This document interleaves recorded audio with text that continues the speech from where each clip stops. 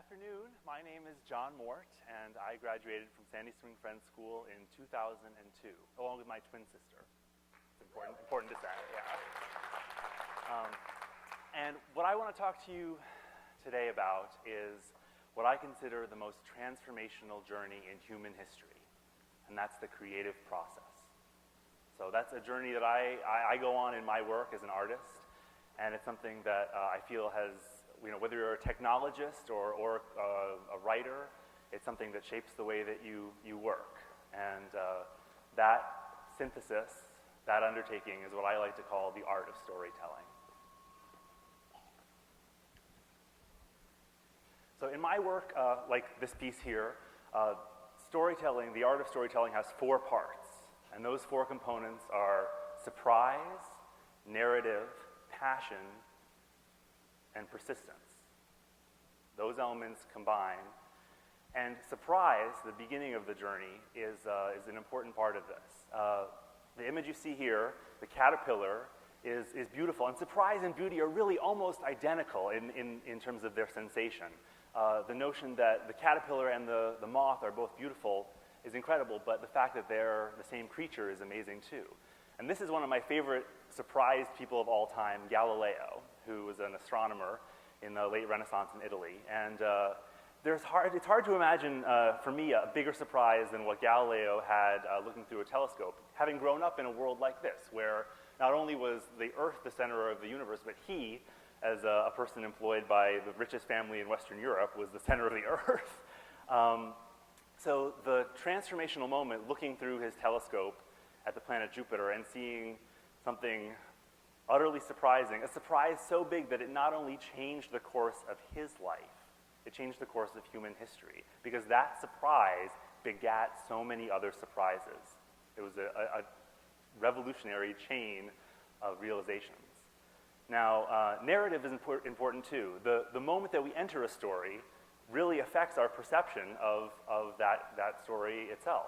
So we're seeing 4 different moments here in the same story, and our reaction is informed by the moment that we come in contact with this.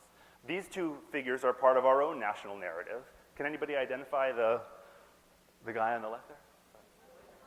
Who's the guy on the right? It's Grover Cleveland. He was elected 3 times by the popular vote, a feat unmatched in a century of politics.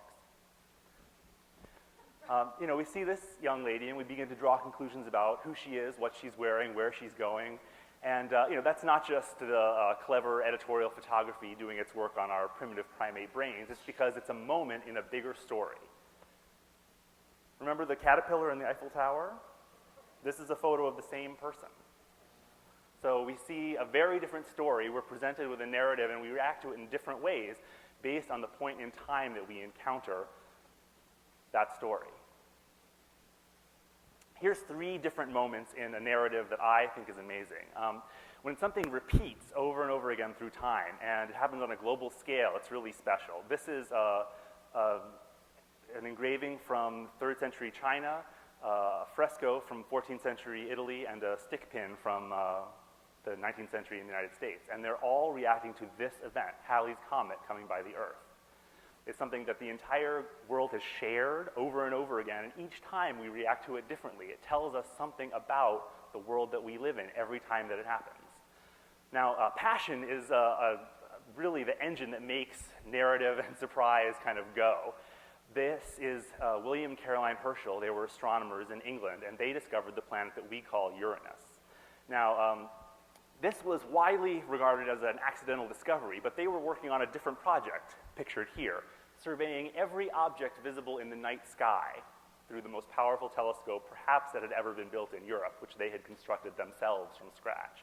So when it was said, oh, this was an accident, Caroline especially objected to that. She would say, you wouldn't tell the conductor of a symphony that he had done something accidentally.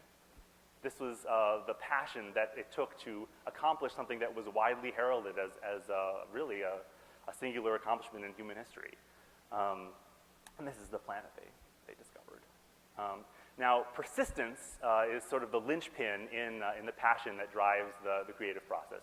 This is a gold amulet from 600 BC, Etruscan Italy. It shows Daedalus, the guy who built wings out of twigs and wax and feathers. Here's his somewhat modern counterpart. This is a guy named Otto Lilienthal. And the dream of human flight is something that's been shared through the centuries. It's really a spoke of our collective ambition as a species. It's something we've thought about and dreamed about for a long time.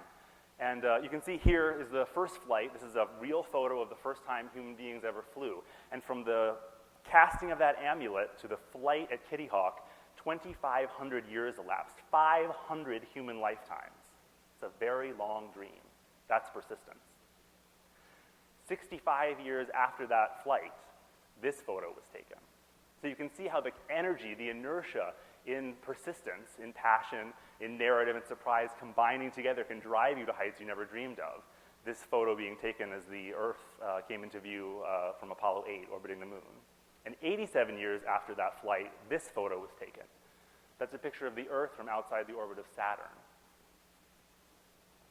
So when I think of the way that those four elements, that surprise, narrative, passion, and persistence can be combined, I get really motivated in the creative process. And this is the last little bonus for you guys. This is my own interpretation of the Daedalus myth.